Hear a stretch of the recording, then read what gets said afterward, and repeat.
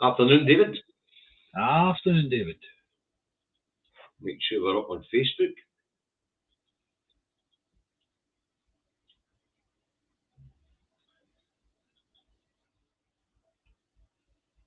So did you enjoy yourself yesterday, David? It was all right, apart from the traffic jams getting soaked to my skin. Afternoon, David. Afternoon, David. I just need to hold on to get this sorted out. I want to be able to, we want to see the Facebook comments. Right, that's it. Sorted out now. So how we doing? Just been notified that we're on YouTube at the moment. Yeah. It was a good day yesterday for the time that I could be there. Yeah. Enjoyed myself. I want to give a wee shout out to those at the ND2 Cafe. There's a t-shirt. Yeah. Over the last couple of weeks, I managed to raise £1,600 for food banks. That's absolutely phenomenal work. Lovely, isn't it? Yes. And it's a bloody outrage that is needed, but they put on a hell of a shift. Yeah. They take nothing for themselves, and also giving a wee shout out to Anne and Nancy regarding they do a little video chat. I think it's first thing in a Thursday morning, is it, or a Wednesday morning? Forget now, which is always rather good. They don't tend to follow the political stuff, but the stuff that they do it's certainly current, you know. So it's good to see. Good to see the good thinkers. All right, so. Let's have a look and see who's all here today. Ain't no bad actually. Hi, Mr. E. Hi, Susan. Struthers. Julie. Kirsty. Hi, Kirsty. Gemma. Ricky. Lorraine. Last Braveheart. Stephen. Margaret. There's a wee jump there and give a shout out to a couple of people over there on Facebook. Hi, Harry. Hi, Bobby. Hi, Maggie. How's you? How's the long town today? Hi, Adele. Joe, Ian. Right. Hi, John. How's things doing that road, mate? Hey, time you come away for your exile down there and come back home, John. Hey, right. Let's get this underway. Right. Did you see? I know you didn't see Byline Times on Friday night, but it was a fascinating show with Richard Murphy. I can't mind the other guy's name. Bloody criminal of me. But it's on YouTube. I recommend everybody goes watching it. And it was about think tanks. Yeah. As you and I know, there's hundreds of them out there. Yeah. The most important point is that these are unnamed groups of people who are building a narrative to suit someone's particular need.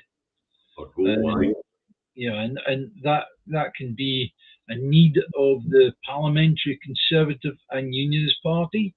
It can be a particular need of a particular politician like Kwasi Kwarteng or Liz Truss. So,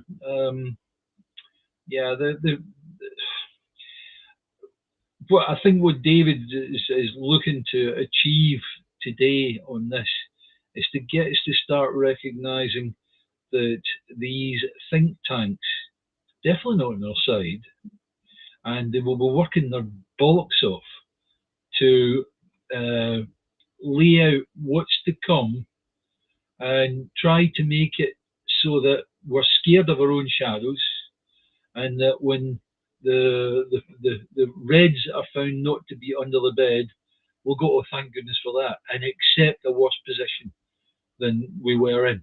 It's a bit like that when we get to what happened on Friday in the media.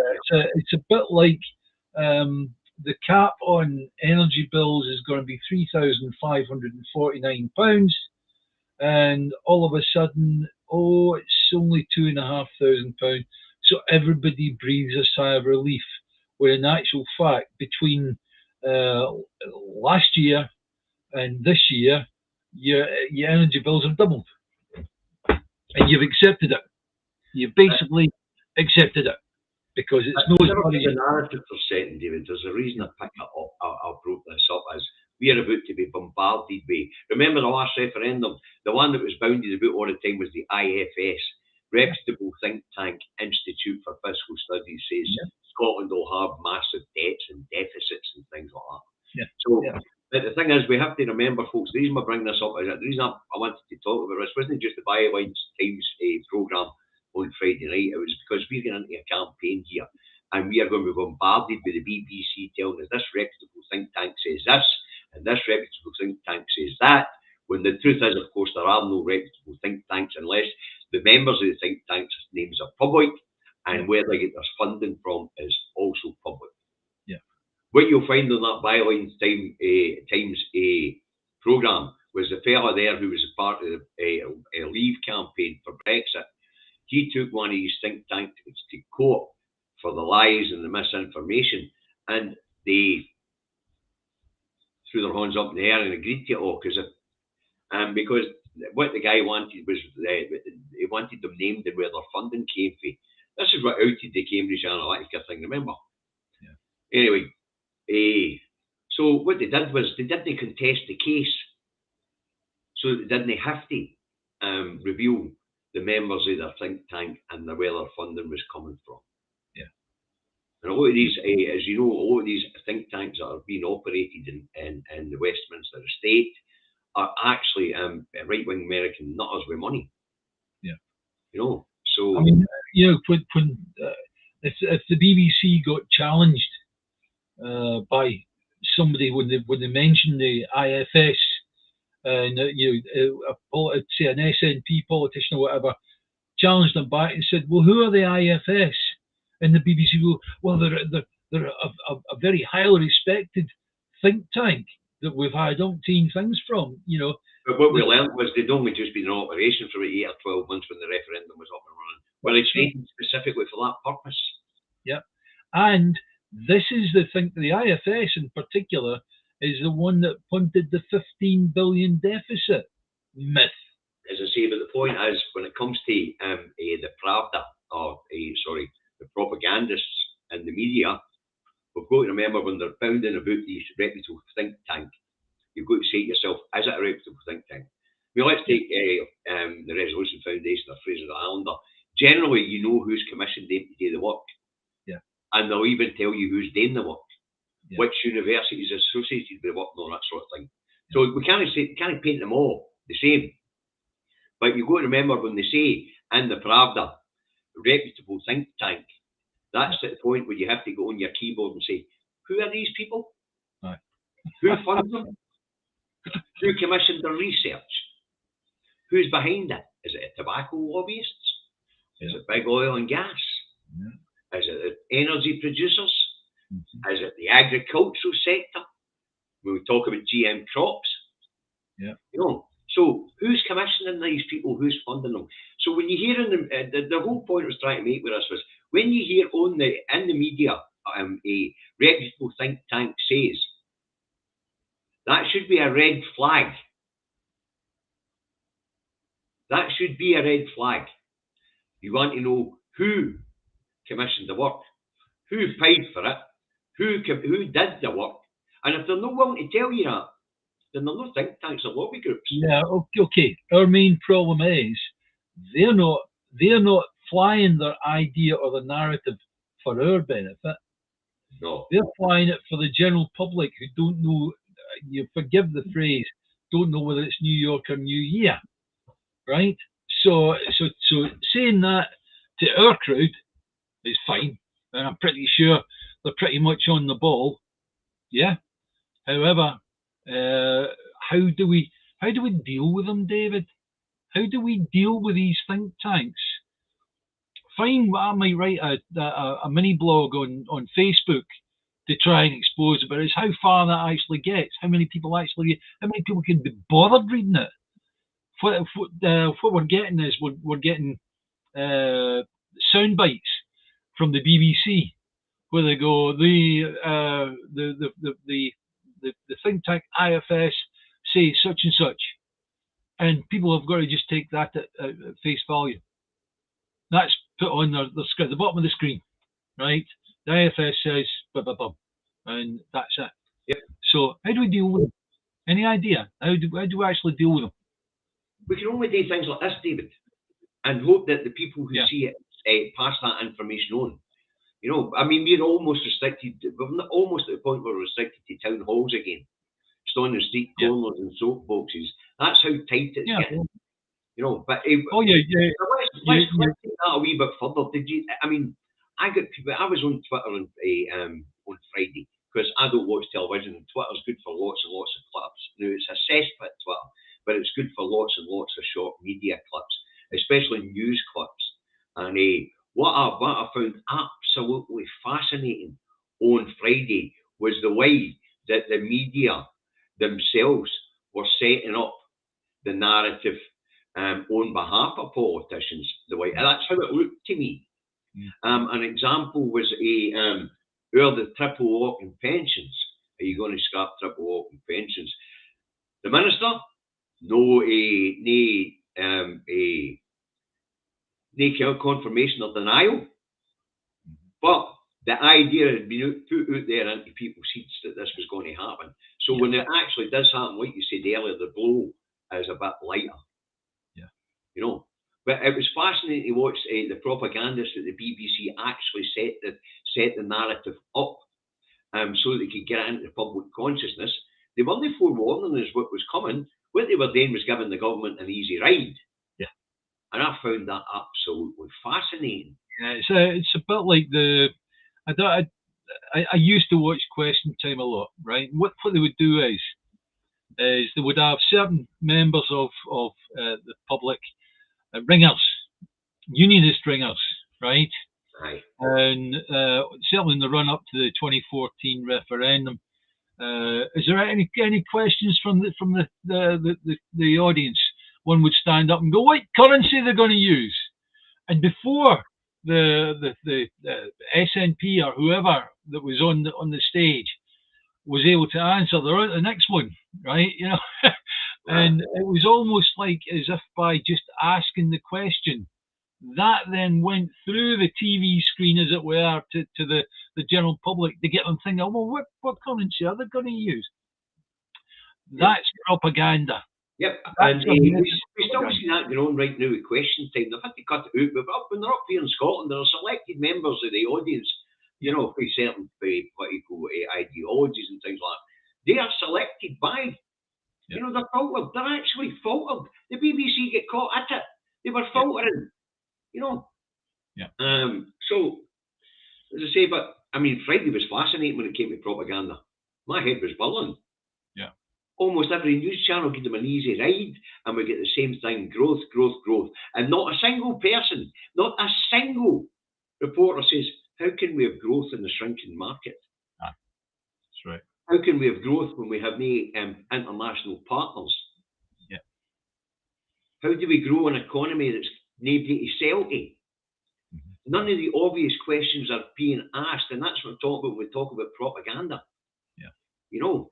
I mean, you know, what do you think about the little idle threat of cutting pensions, state pensions? I don't think it's a little idle threat. I think that's us being prepared for what's coming in the next year or so. They're going to scrap the state pension. Well, you heard it here. You heard it here, guys. You heard it here. Hey, can you imagine going into an independence referendum where the old folk, you can actually say to them, "Look, see how that shower down the road in Westminster? They're going to cut your pension. So your status quo is gone. You want to retain your pension? Vote yes this time." But the thing is, David, they're not talking about cutting pensions. They're talking about scrapping. I know. But I said this years ago when we were talking about the workplace pension. I said that's the end of the state pension. Remember? They'll do it as always by a little cuts, a bit constantly and frequently, until eventually one day you wake up and you go, "Oh, where did such and such go to?" The wee Mrs. Blomford down the street died of what? She died of the cold. She died of freezing in her own house, and she didn't have enough money to feed the meter and also give her some food to eat. Sad, that, isn't it? what a shame, you know. Guys. One of the comments there, the electricity companies tell Lassie to put a 96 quid into your prepaid meter. Must be in arrears, right? Right. Our state benefit's only 92 quid. How the fuck did she do that? Exactly.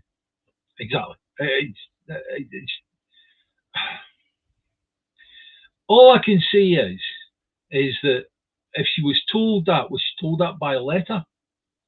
Or was she told that in the comments? I need to go back and find it, David. You know, told that by a call centre. You've got to take these things and actually strip them apart, right? Because sometimes even these things, which play into our narrative, can sometimes be a bit blooming jigged up the way, right? So I would like to know more about that, right? Right. Well, maybe the person that posted the comment will come back to it. But as I say, Friday was an absolutely fascinating day to actually be able to physically, to be actually able to physically see how the propaganda has got to the point where it's actually the propagandists who are operating on behalf of the government and preparing the people for the narrative. It's the best example of what I've seen yet. Friday was an absolutely astonishing day in the media. Astonishing day. Let's move on anyway. As I say, the other thing, what that was basically doing on Friday was preparing people for Austerity 2.0 and Austerity 1.0 hadn't finished, has never gone away. All we hear is turbocharged. I had to laugh the day. Who was it that came out and made the statement of that's it, austerity is now officially over? Who was it? Was it Cameron or was it? Oh, I think it was Bojo. Was it? No, it's Bojo. Right. I thought, bloody hell, yeah, what a thing to say. I think soon I could just scrap the £20 uplift in the universal credit.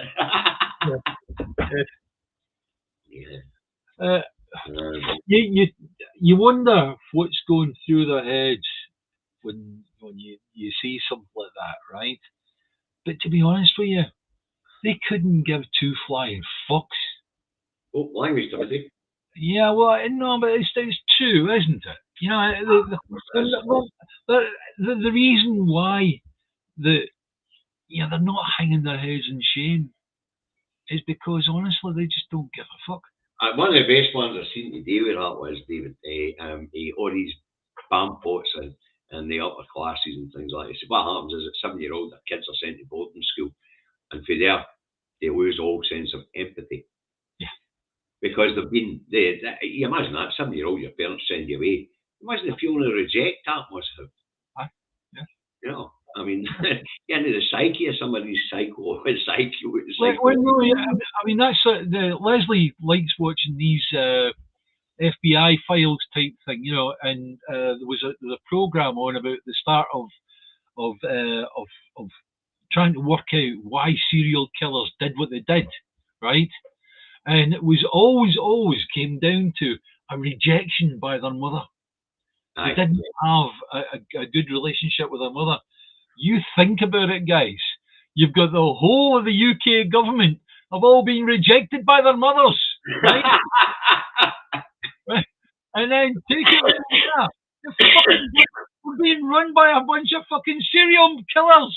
Something like that. Hey, listen, serial killers is exactly the right description.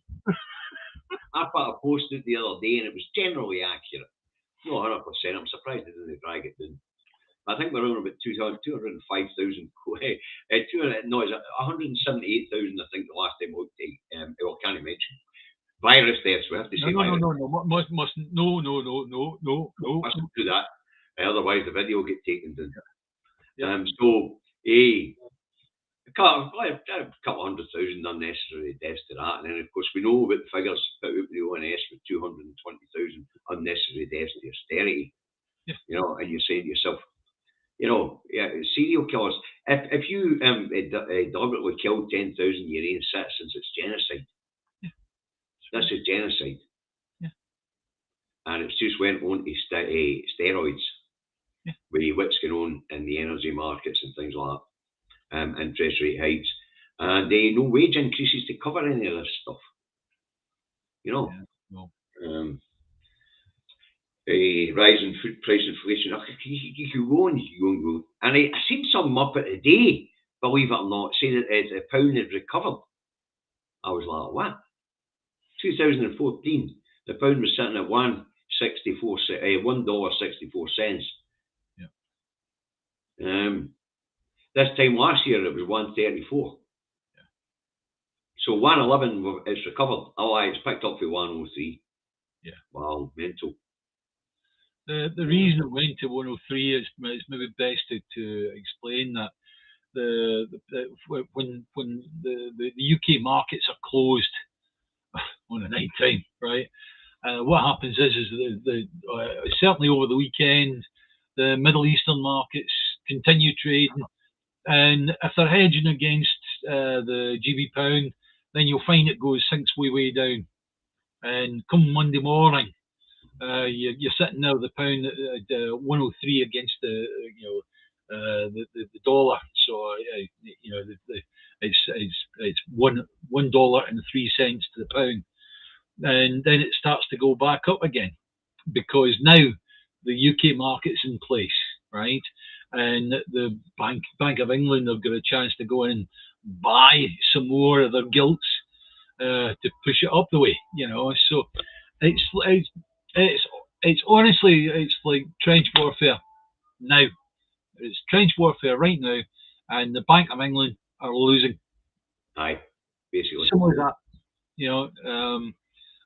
Don't kid yourself about this. Don't believe anybody when they say, "Oh, the pound's rallied."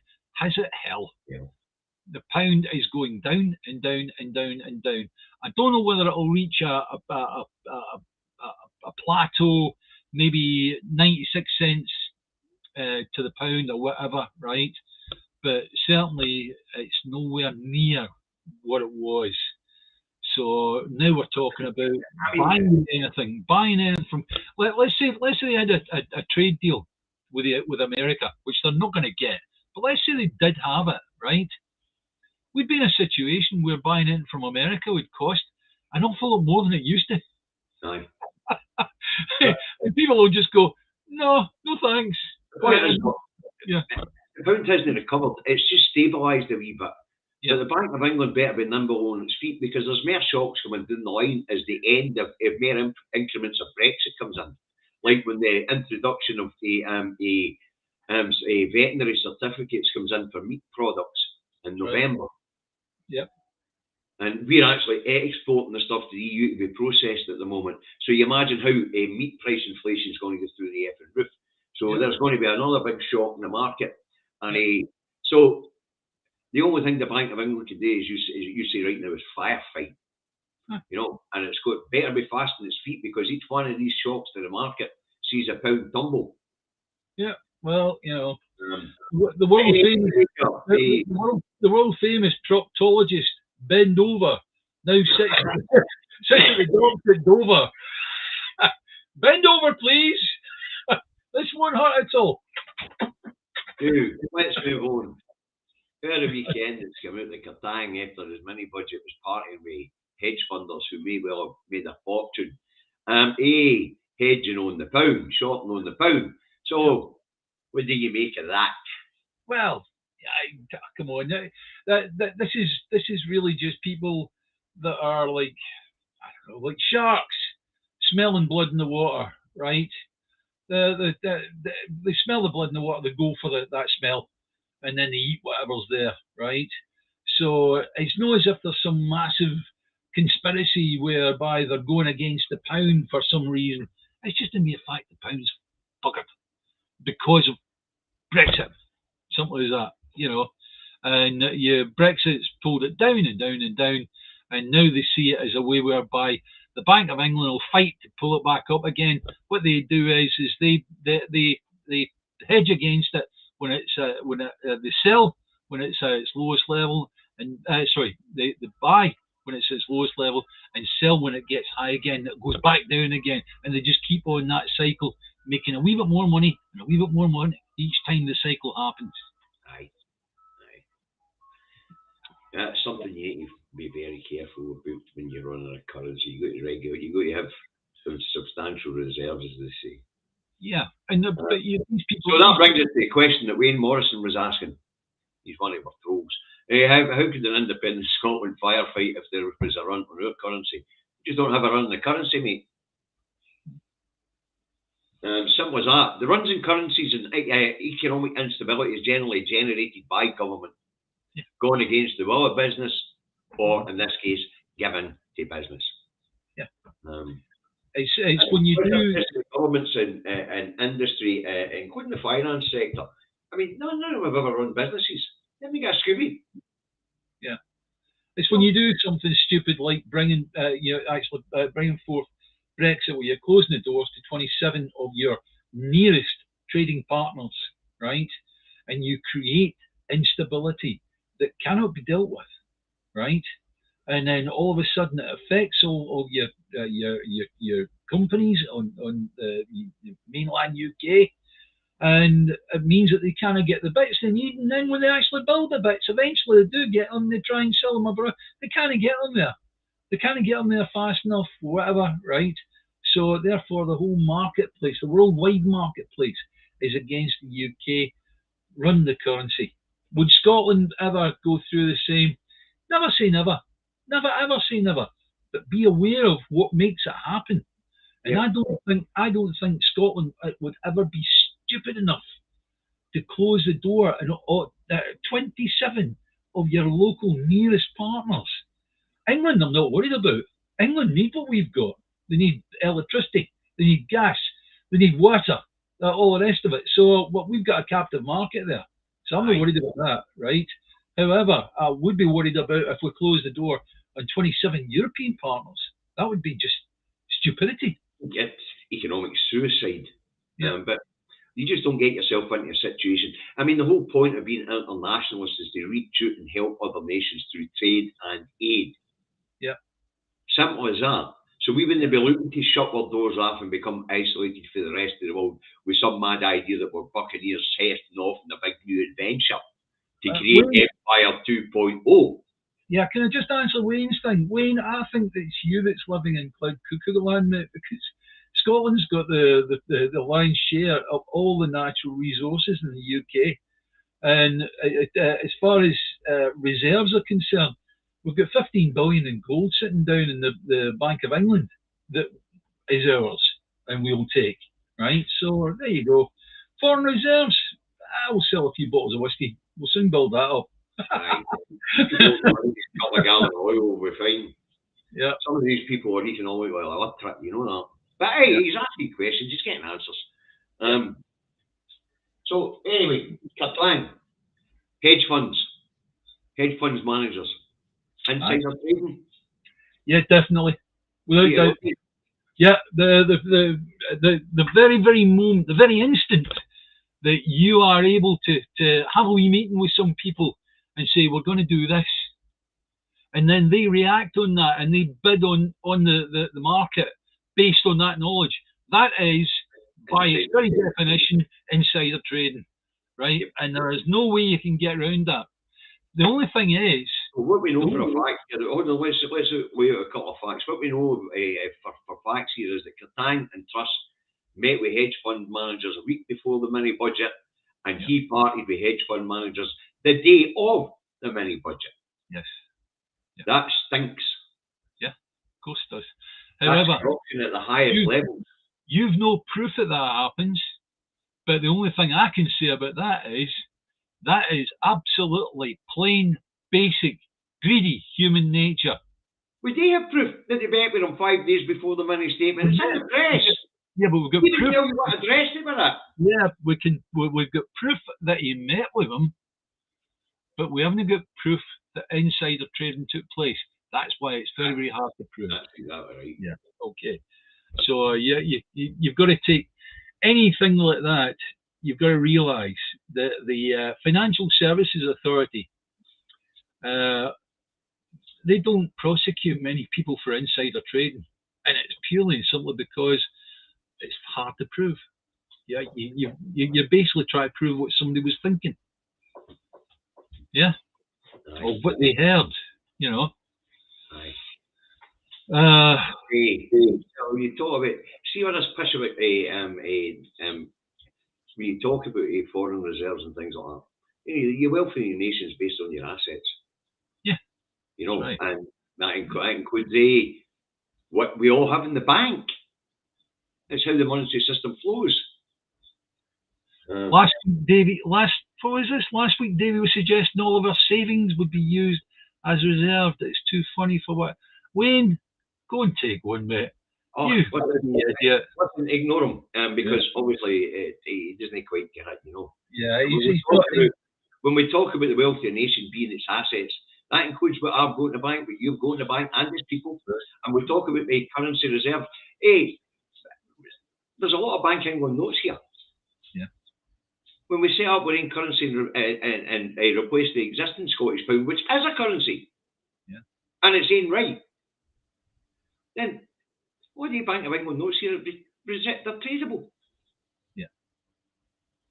That's the thing. That's the thing about sterling, is it's a fully tradable currency. So is the euro. So is the US dollar, right? Yeah. There are many countries in the world that use the US dollar. If you're lucky enough ever to go to the Maldives before it sinks under the waves, it's the US dollar that they have. They have their own currency, but they mostly use the US dollar. You can go to a till and you can pay for whatever using either US dollars or their own. It starts with an R. Forget the name of it. Right, their own currency. So US currency is fully tradable. Euro fully tradable. There's several currencies that are fully tradable, and you can do your. Scotland could, if it wanted to, just adopt a fully tradable currency. And we could charge ahead like that, but we would have no levers to pull to stop things going out of kilter, like our export prices and all the rest of it. This is a really good question for DJ here. He's asking, well, should we peg it? Yeah. To another currency, like in our case, probably sterling, because we don't want the next door neighbour a basket case, or should we have it a free floating? Yeah. We wouldn't have it free floating. It's probably tradable, DJ. Yeah, but we couldn't have it free floating anyway, because we'd be in a situation where it would become very quickly, and that means then our exports would become uncompetitive. Too expensive for people to buy. I mean, if we look at the way Norway has massively undermined its own currency, We need to make it. Well, there's a very, very simple way of applying this. If it costs, for example, $30 in New York for you to buy a bottle of famous grouse, right? This week, you need to try and run the thing so that a year from now, that famous grouse costs $30 plus a wee bit of inflation, $31, $32 or whatever the following year, right? That's it. And if you manage to do that, the only way you can do that is by doing a planned devaluation of your own currency if it's a currency that's getting hard. Aye. James is asking, how big is Scotland's economy, GDP? You ever heard of something called search engine? Yeah. And I'm sure if I wasn't in the middle of the show right now, James, I would just type it into my search engine. It'll come up and give me what the UK government says it is. Do you know what? I do honestly try and keep this number. It's 49,000 GDP per person, right? Okay. It's higher than Italy, and it's higher than Ireland, France.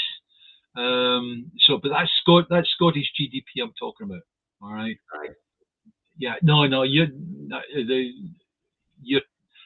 Somebody's just put up. They'll get their name against it. 205 billion. I think actually it was 178 because of the shrinking market last year. Yeah. But as I say, it's not hard to find what the UK say it is. Yeah. Because you can put it into a search engine. So, how about the UK economy GDP? It shrunk to 990 billion before Brexit, down to 666 billion in the last set of figures, if I remember correct, James. Yeah. Scottish GDP. There's two different figures going about, and you've got to realise there's a difference between the two. There is an output per person, which is a figure. If you Google it, you'll actually see it. There is a figure per individual in the or a person that is actually making something within the marketplace. If you figure you couldn't count 5.4 billion Scots because some of them are children, some of them are young adults or whatever, right? But you've got to consider people that have got output, right? So the Scottish figure works out 49,000 per person. Whereas in countries, it's however, we're an extremely wealthy nation, and it's not being distributed because we're not in charge of our finances. The total GDP is the multiplication of all those people, right? Yep. And the 205 billion is about what it is. Yeah, right, fine. You're okay. You've got that, right? James Carpenter said 2.2 trillion. You're talking debt here, James. Yeah. Wow, you're way off. Yeah. Miles off. Yeah. Since Brexit, the UK market has shrunk by 1/3. Yeah. 1/3. It's expected to shrink by a quarter, actually, but at this point in time, it was 1/3. Yeah. But 2.2 trillion. I don't know where he gets his books from. Yeah, well, no, 2.2 trillion is what he's heard as being the public debt. But you can go into the UK debt clock, put it in your search engine. I think we're almost at 3 billion now. Yeah. 3 trillion, sorry. Yeah. But no, the GDP is shrinking for the UK generally because we're shut down 27 countries. Anyway, but we tend to go off in tangents, but Curtang and insider trading, I'm afraid this one reeks and it really needs investigating. But the thing is, though, they could it's just one of them things that could never be proven. No, I know without a whistleblower. Yeah, you would need somebody to go, yeah, I know for a fact that John Smith did such and such, and he heard that such and such was going to happen, and that made him do this. Then okay, that's maybe provable in court, but until you've got that, you're not going to. You're not going to prove that somebody had insider trading. It's really particularly hard to prove. It is difficult to prove. Yeah. But I'm just saying that it whiffs of it, it stinks of it. It's the same. It's a bit like the VIPO for PPE contracts. Absolutely bent as an 9-bob note. It's like, you could say maybe your arse, your nose has got a wee bit too close to your arse. But all I do is smell shite nowadays. Really? No, that was just the financial sector he was talking about. We'll put that one up. For you on the dark side, I like that one. Did Carney know say Scotland's was north of $1 trillion? He said it was north of 1.5 trillion. Actually, that was just the financial sector. But you've got to remember, one of the world's biggest asset management companies operates out of Scotland. And it was the merger of Aberdeen Asset Management and Scottish Windows. Yeah. Created a massive asset management outfit. Number 3 or number 4 in the world, actually. Yeah. Absolutely phenomenally large financial sector in Scotland. Huge. But anyway, let's go into a wee bit of fun here, right? Because people might not really understand this stuff. A lot of you don't hear a lot of it, but what do you make of the warning from the Tory party chairman that if they vote against the budget, they'll get the whip removed and kicked out the party? Well, we did discuss this, just to be absolutely honest with you guys, we did discuss this a wee bit before the thing. And that has always been the case. Yes. Anybody that votes against the Tory budget, it's almost seen to be a vote of no confidence. And there are certain parts of it that they go, well, no, you're right, you're losing the whip. There you go, right? But it's not a 3-line whip, isn't it? It's your situation where they're saying either you will do this or you'll be out. Simple as that. You'll either agree with all this. It doesn't matter how potty the idea is or how scared you are of what it's doing to the economy. You're going to support it. Aye. And And that, I'm afraid, is the Tory Party 101. That's it.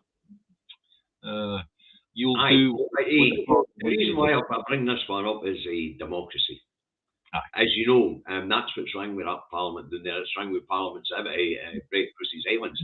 There should be no such thing as a 3-line whip. Yeah. Their elected representatives should always vote with their conscience. Yeah. So it is meddling with democracy when you demand that somebody supports your position. Yeah. I don't think our elected representatives should be subject to that sort of thing. No, they shouldn't. They shouldn't. But there you go. That's the Tory Party for you. You know. In actual fact, what am I saying? The Labour Party have been as guilty of doing that as anybody else. Let's sort this out, will we? No, UK GDP is 2.2 trillion. Still no debt. Listen, we're a tenth, if not more, of the UK's You're saying there that you've just been saying that Scotland, the pre-pandemic GDP was 180 billion and England's 2.2. We're over a tenth of the marketplace in the UK. So let's just say we're a tenth of the market. So let's times that. So if what you were saying about Scotland as GDP was correct, that would take England's GDP to no more than 1.8 trillion. So you're wrong. Just told you what it was. It was 660 billion. You can Google it yourself. Yeah, I believe you're taking that from a slightly out of date figure for the public debt. Public debt has grown and grown at a phenomenal pace. When the Labour left government were replaced by Cameron and Clegg, the debt, the public debt was sitting at around about 600 billion, and over the next 5-10 years, they added a massive amount onto that, to the point where it got to, if I remember, at the end of Cameron, it was 1.5 billion. 1.5. 1,500 billion. That's right. At that time. So now the present lot have managed to squeeze the thing up to where we think it's around about 2.8 trillion. And that is absolutely unbelievable. As far as I'm concerned, the UK economy is gubbed. It's gone. But all you're doing is looking at the arguments between people. That's it. That's all you're doing now. You might as well just accept the UK economy is broken and beyond any form of economic repair. Yes, there you go, Scottish Ross. Bigger GDP than Estonia, Latvia, Lithuania, Slovenia, and Croatia, and they're all brand new nations as well. Yeah, this Scotland won't be a new nation. It would just be getting off this merry-go-round and getting on another one. But anyway, where were we? The notion that your politicians don't vote on their conscience, it's anti-democratic, I think. As far as I'm concerned, politicians tend to vote for their own political reasons. Aye. And it's not a case of voting with their conscience.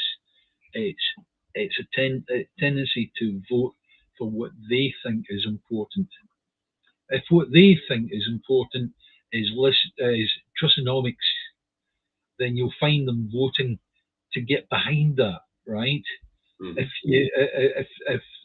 their way of voting or their way of thinking is Trussonomics is absolutely cranky nonsense, then they'll vote the other way, right?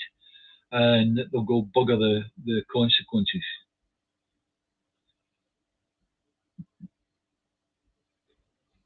Just having to look down the. Nah, I mean, somebody's shouting. Yeah. Apparently, Wayne's not getting enough attention, and I see John there. Hi, John. But let's get back.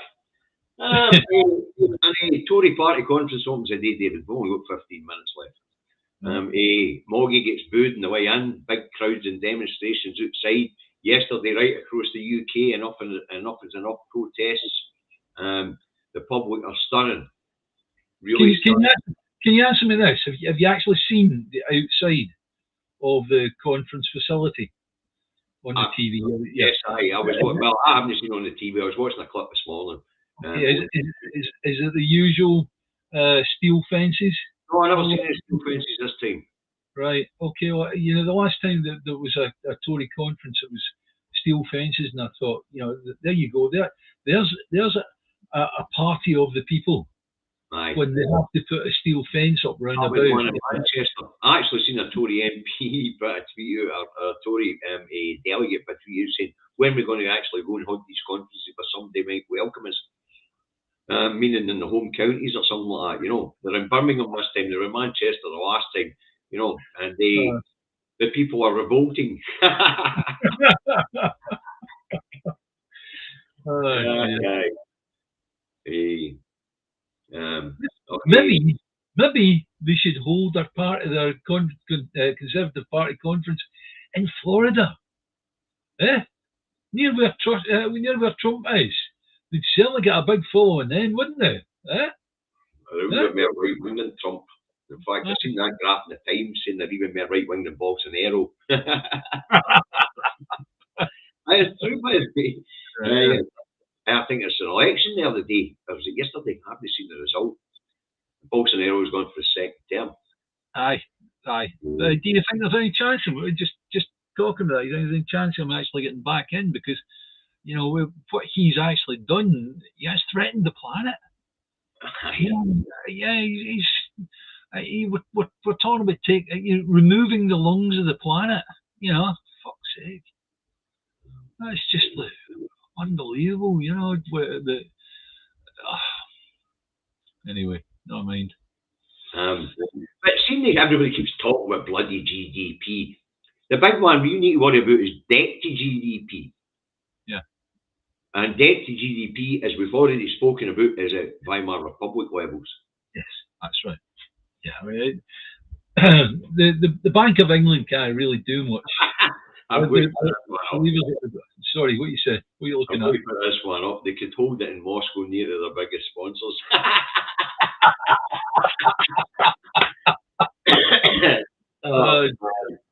But it's good to get a laugh towards the end of the programme, you know. I wonder how many times Boris and Putin have gone to the pub over the last few weeks. Anyway, what do you might call it? The reason why I bring up the Tory Party conference, because at the very start of the Tory Party conference this morning, Liz Truss throws Curtang under a bus. Aye, that's right, yeah. Absolutely spiffing like you, isn't it? Wasn't me! There was a big boy that did it and ran away! Stevie, you're right, it is closer to 3 trillion. I tried to put a dead clock up there, but it kept taking me. It kept taking me to what was it taking me to? Trust deeds, that's what it was taking me to.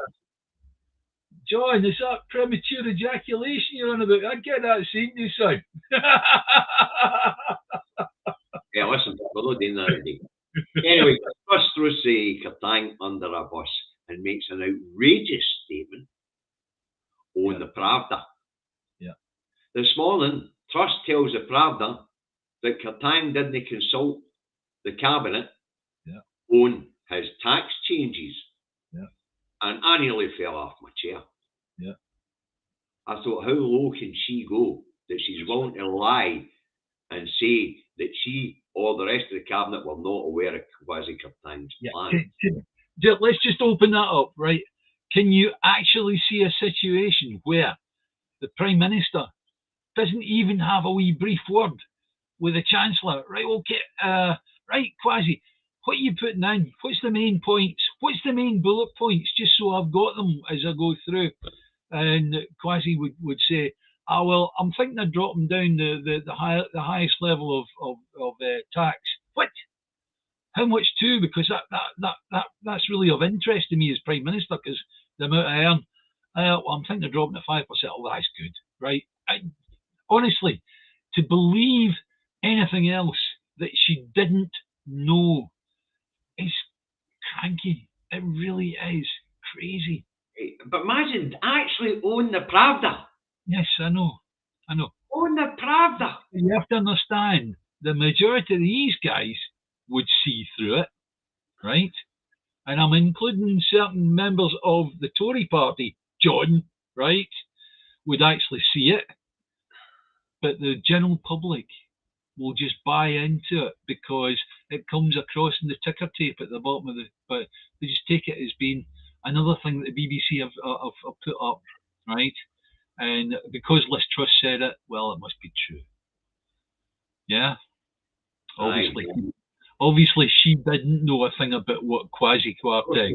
Of course not. Hey, I smell sacrificial lamb. It must be Sunday. That cartoon that I talked about, that was really good. The removals truck, and it sat outside number 11. The policeman said, we're just going to park up here for a wee while if you don't mind. We're a bit tired. We'll just do a habit. But I mean, talk about incompetent. Every time she opens her mouth, the market is wobble. But that latest one, that one's, and then Goby's asked if he's going to vote for a budget. No comment. So what a weekend we've had. I hate the wee shite, but he does play it properly at times. You know what I mean? He is able to body swear certain things properly. You know, he's quite nimble on his feet. Snake. I mean, there's nothing admirable we get except for the fact that he's media savvy. Yeah, you know. Right. But where's the mint sauce? That's what I'm saying. But on the day, the very opening of the Tory party conferences, he shoves Kertang under a bus. As I say, I smell sacrificial lamb, and hey, I've got some mint sauce. I'll put it in the post. Although you might be quicker than that and do the show.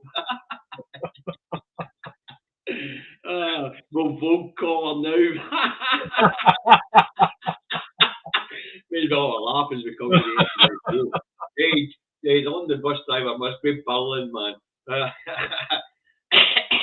I'm blaming you on everything. Hey, guess what, mate? You don't want to vote for it. Don't give me any rubbish on. I'm not playing your game today. I'm too busy having fun. Your party conference is just started, and it's a game of who's who. Did they show up? No, next question is right. Okay, if Liz Truss ends getting the number of letters sent into the 1922 committee to get rid of her, right? Create a vote of no confidence. And the vote of no confidence this time goes ahead and it wins. What happens then? Then we get back on the merry-go-round and see go back 2 or 3 months of choosing the next Conservative numpty. The Labour are now saying, well, they should be calling an election. There is no chance, absolutely zero chance of the Conservatives calling an election. They want to hang on to power for as long as this brings us to a very important question. Would Charlie then step in and dissolve Parliament and say you're having an election? Because ultimately that is a power he holds. Yes, it is a power he holds. He has the power to sack a Prime Minister. Yes. He's got the power to remove a part. Actually say, well, look, if you can't form another administration right now, then what we'll do is call an election. But would Charles actually do that? That is imperial boot down Westminster's neck. Yeah. How would that go with the subjects in England? Yeah. I mean, they're already about to set their house on fire down that road. Yeah. I'm very happy to see that they'll eventually go there. Yeah. The Enough is Enough campaign that's getting people out in the streets right across these islands, but specifically in England. It is eternally to the people of England's that's why I'm comedy value. What? I would love Jacob Rees-Mogg to be Prime Minister as he would sort this country out. Yes, he definitely would. Yeah. Right. Marcus's can I Yes. have more? Yeah, that's right. You, That was boy, you know, boy, yes, you. Get me that big goose out of the that. Never mind chapping the door. Just break the bloody window and bring me that big goose. Thank you. At least the trolling's been funny this week. Christ, where did you go, Milligan? Guess I better wait until I'm coming back in again. Hey, you muppet. What? What's happened there? Where did you go? I don't know. Lad Moggy, aye. Lad Moggy. Yeah, it's entirely to the benefit of the people of England. They are easygoing at times. They have let things go, but now it's got to a point where, come on, guys, yeah, you've got to wake up and do something like this. And believe it or not, there's enough of you lot to actually make make a change, properly make a change. Guys, this is Buster, by the way. Hello, Buster. How you doing? It's no time to get out of my office. Get out of my office. Get out of my office. Robert. Get out of my office. All right, come on up then. Come on in. You want a hug? Come on, get a hug. Anyway, where were we? Aye, the trolling's been funny this week. To get rid of trusting, maybe we should use the time the old Next Leadership competition to go into the F2. Why not? Absolute disarray down there at the moment. It's a good time to just take it. But Labour will still find a way to lose.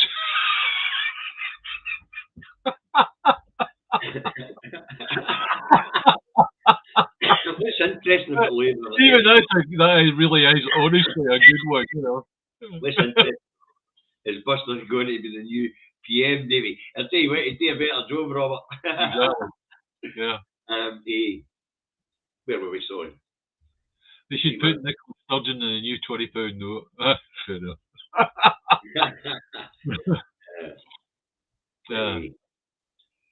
I know it's nice to see the actual working class getting off their knees. Oh, here, can I on it? I know. With John, with all due respect to you, son, it's like we've decided that you are being a wee bit trolling. But let's see what the court says next week and respect the outcome. Do you want to know something? The answer to that is no, John. We don't respect the outcome of no British court. This is Scotland with our own legal system. Yeah, but the important thing is, it's either going to be one way or the other. It's either going to be, yes, get ahead. The Supreme Court are entirely in favour of the idea of the Scottish government running a referendum, or B, it is no, Scotland is a colony, and if we're a colony, then hello, is that the United Nations decolonisation department? Right? Yeah. This is Scotland calling. Can you do something about this?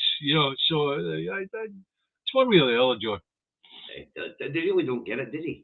No, they don't. There is nothing. They can mess with the Articles of Union, but the UK government can't mess with the treaty itself. That's right. And whether these muppets like it or not, it exists. Yeah. And to quote Cox, the last Lord Advocate, or whatever they call it, down that road, that actually had any real qualifications for the job, can't hold a country in a treaty against their will. That's right. He was talking about the EU, but the same goes for any treaty whatsoever. A treaty is an agreement between two equal partners. Scotland has never been an equal partner, never ever, right? Right from the get-go. Those 40 odd MPs that went down to the English Parliament to actually convene the Westminster UK Parliament, right? That wasn't equal to begin with, Scotland is not a colony. It is equal and valid part of the United Kingdom. That's the case then, John. Hang on a second. I'm just about to fall off my chair laughing. That was the case, John, because this is the last comment of the day, but that was the case, John. then why is it that your Parliament down that road is trying to block your Parliament from carrying out the democratic will of the people of Scotland if we're equals? Go on then, John. This court ruling, John, whether you like it or no, is about to tell you whether you're an imperial master and we're subjects. That's right. We're no subjects here. That's your job in England. That's why you have a king. That's not us just saying that, John.